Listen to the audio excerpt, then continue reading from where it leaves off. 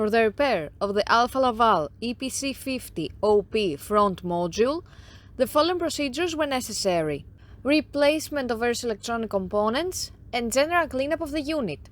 For testing, we add a 24-volt DC power supply, a multimeter, an oscillograph, and a custom communication simulator. As soon as we turn on the power supply, we can see the LED of the unit lighting up,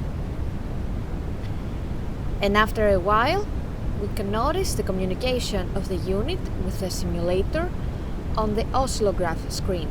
The LED indicator of the simulator lighting up indicates the successful communication with the unit, and we can also see the decibels on the multimeter screen.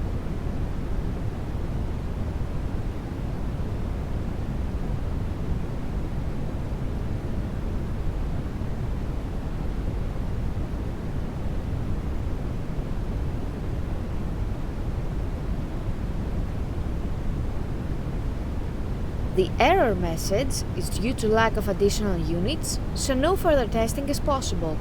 It is now clear that the board is working successfully and is ready to be delivered to the customer.